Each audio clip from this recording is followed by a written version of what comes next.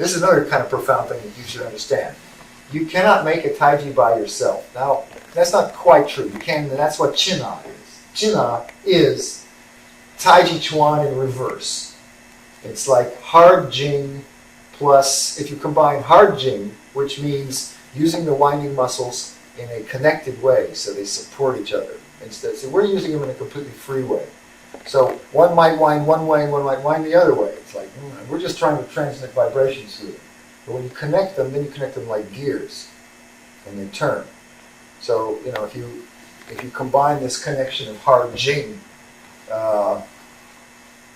with other techniques, you get like old style. This is what old style technique is.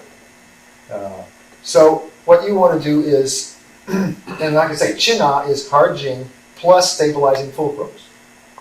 I might as well explain it because it might help you understand the reverse. Like for instance, if I want to put a wrist lock on you, something like this, right? Okay? Now, you do that to me.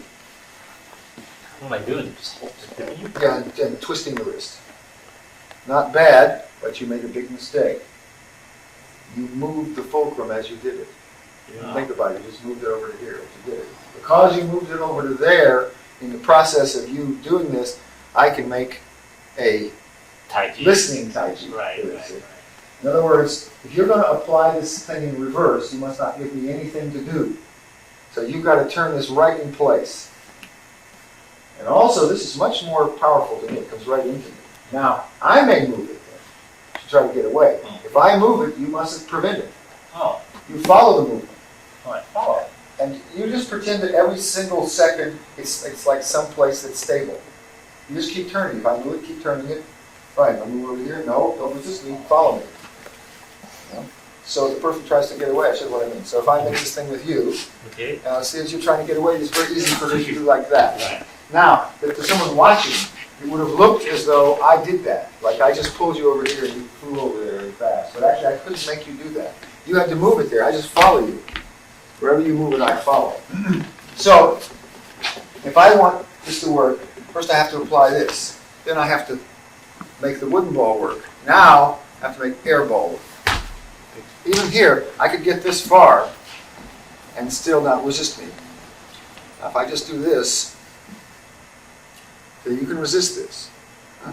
There's more than wristling. But if I do this, then I found a bigger fractal.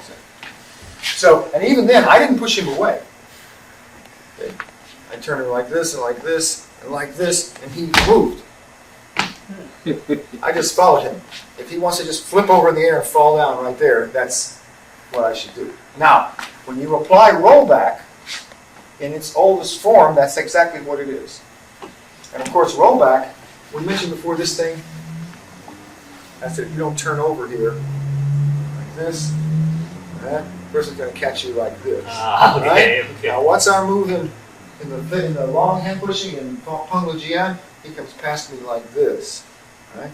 Because he doesn't turn the hand over. Okay, it's this. So here's my Qin Na. I control this ball, and finally, I sense the whole body here. Like you'll see a picture of. Now, how did he escape from me? He escaped from me by distorting. So with all this distortion, it's easy for me to hurt him. That's what I mean. So if you choose to like lose your position, you can always kind of foil the technique, but then you don't need the technique. Now there's a picture in Yang Zhengfu's son's book when he shows rollback, and he shows what's supposed to happen to the other person.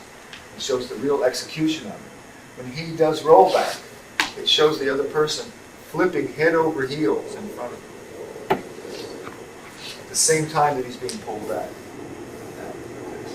So in other words, if you think that rollback is throwing your opponent to the side, like this, realize you're moving the ball. It makes it easy for him to do cloudy hands. That's the response to that. Of course, this is supposed to be prevented by pulling.